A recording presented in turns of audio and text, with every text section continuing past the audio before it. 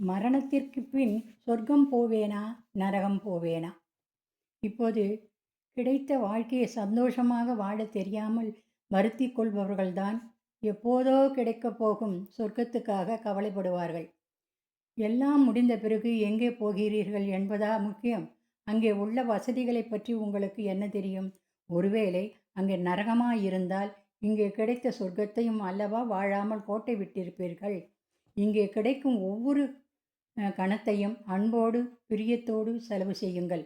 ஒவ்வொரு மூச்சையும் ஒவ்வொரு செயலையும் முழுமையான ஈடுபாட்டுடன் அனுபவித்து வாழுங்கள். அதை விட்டுவிட்டு இங்கே வாழ்க்கையை நரகமாக்கிக் கொண்டு தெரியாத சொர்க்கத்துக்காக திட்டமிடுவதைப் போன்ற முட்டாள்தனம் வேறு எதுவும் இல்லை. மக்கள் அறிவும் தெளிவும் பெற்ற காலத்திலிருந்து சொர்க்கலோகம் அவர்களது கற்பனையாகவே இருந்து வருகிறது.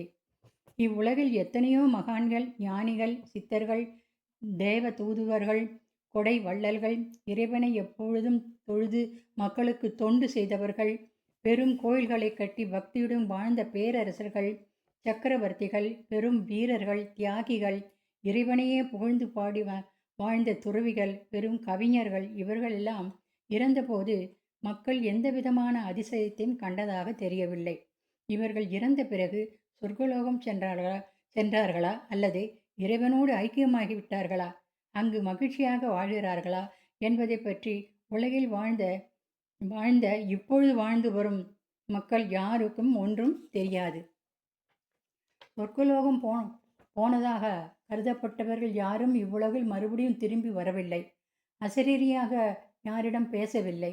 எல்லா மனிதரும், எல்லா மதத் தலைவர்களும், மகான்களும் சொர்க்கலோகம் இருப்பதாக ஒப்புக்கொள்கிறார்கள். இறைவன் ஒருவர் உள்ளார் என்பதற்கு பல உதாரணங்களை கூற முடியும். அவரால் படைக்கப்பட்ட உயிரினங்களை வைத்தே அவர் இருப்பதாக வரையறுத்து கூற முடியும். இதற்கு பல சாட்சிகளும் சான்றுகளும் உள்ளன. ஆனால் சொர்க்கலோகம் ஒன்று இருக்கிறது என்பதற்கு எந்த ஆதாரமும் சாட்சிகளும் சான்றுகளும் இல்லை. சொர்க்கலோகம் ஒன்று இருப்பதாக கருதி பல மக்கள் தூய்மையான வாழ்க்கையை நடத்தி தான தர்மம் தியாகம் செய்து அதை அடைய விரும்புகிறார்கள். இது எல்லா வகையிலும் யாவர்க்கும் நன்மையே, தீமை விளைவிக்கக்கூடியதல்ல. இதனால் உலகில் நியாயமும் தர்மமும் நிலைத்து வருகின்றன என்றால் தவறாகாது.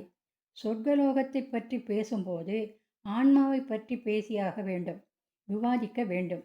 ஆன்மா என்றால் உயிர்தான். ஆன்மீகம் என்றால் உயிரை பற்றியும் இறைவனை பற்றியும் இணைந்து பேசுவது. ஆன்மா எப்பொழுதும் அழிவதில்லை. அது பல உடல்களில் உருவாகி அவ்வப்போது மறைகிறது. உடல் அழிந்தால் மரணம் என்று சொல்கிறோம். ஒரு மனிதன் இறந்துவிட்டால் அவன் உயிர் போய்விட்டது என்று சொல்கிறோம். உயிர் போய்விட்டால் அது தங்கி இருந்த உடலை பிணம் என்கிறோம். பிணத்தில் வித்தியாசமில்லை.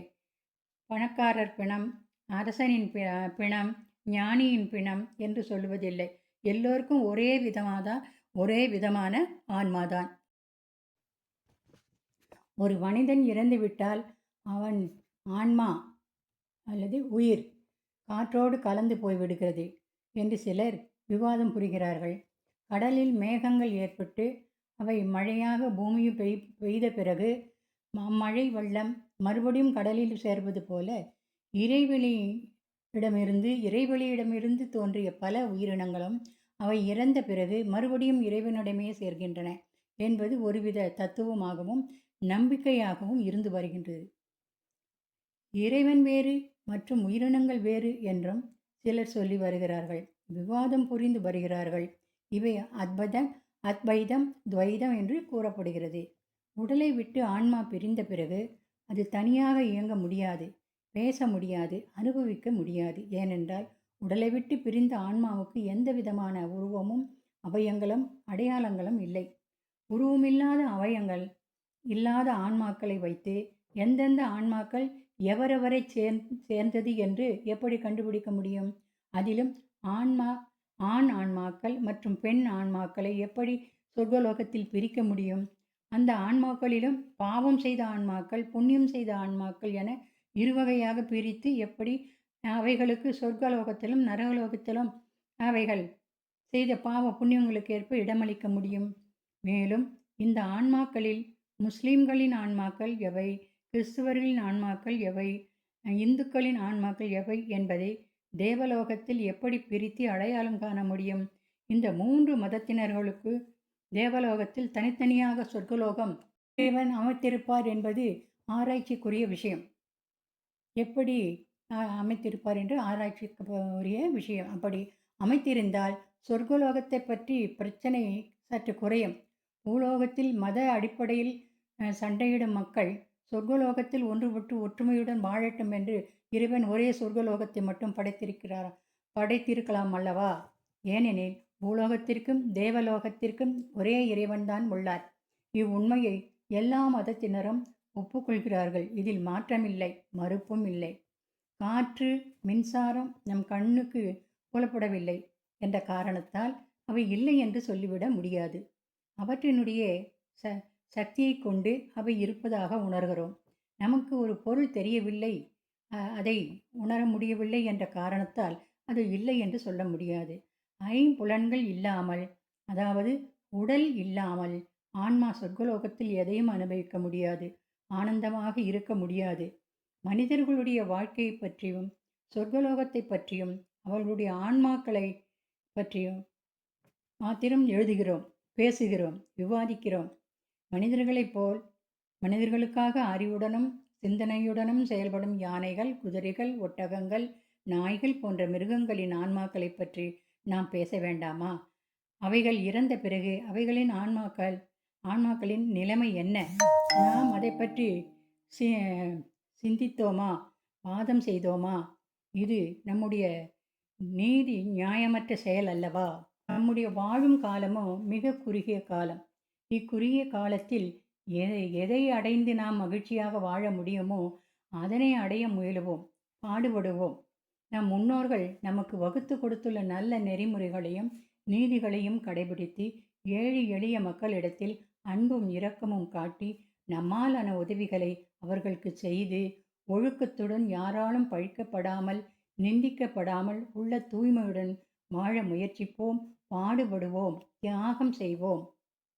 நம்மை இவ்வுலக வாழ்க்கையில் மகிழ்ச்சியுடன் வாழவும் சொர்க்கலோக வாழ்க்கைக்கு அழைத்துச் செல்லவும் இவைகளே போதும். வீணாக வாதத்தையும் கற்பனையும் விட்டுவிடுவோம். நிஜமான வாழ்க்கைக்கு வருவோம். இறைவன் இவ்வுலகில் நமக்கு தந்துள்ள கோடான கோடி இன்பங்களை அனுபவிப்போம். இவ்வுலகில் மக்களுக்கு சொர்க்கலோகமும் நரகலோகமும் உண்டு. முதலில் இவ்வுலகத்தில் உள்ள சொர்க்கலோக வாழ்க்கையை அடைய முயலுவோம். பிறகு தேவலோக சொர்க்க வாழ்க்கைக்கு முயற்சிப்போம். நாம் நல்லதை நினைத்து நல்லது செய்து சொர்க்கலோக வாழ்க்கைக்கு பாதை வகுப்போம்.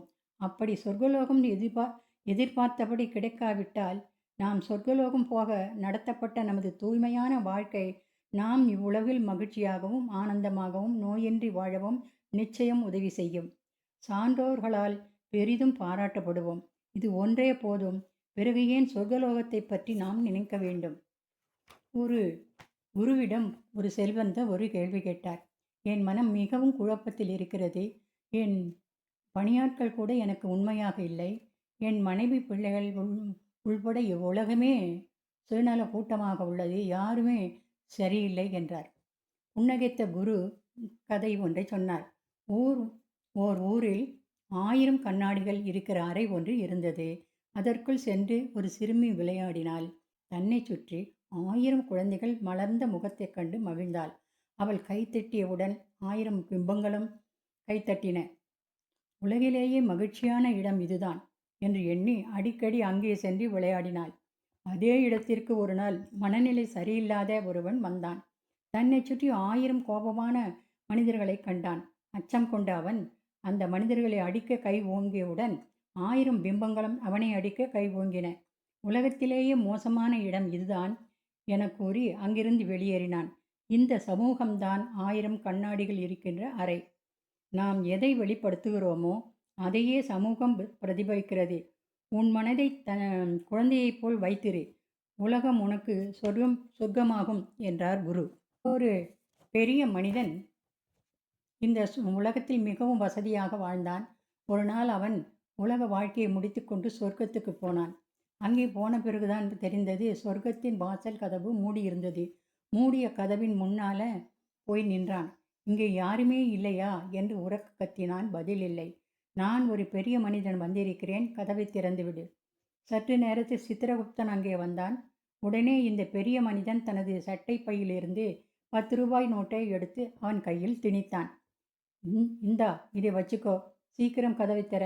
நான் உள்ளே போகணும். சித்திரகுப்தன் சிரித்தான். இதெல்லாம் உங்கள் பூலோக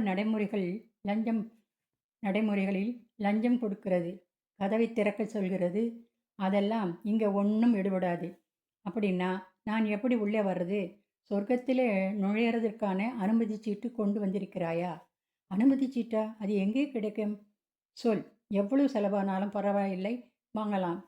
அதை காசு கொடுத்து வாங்க முடியாது. வேறு எப்படி வாங்கிறது?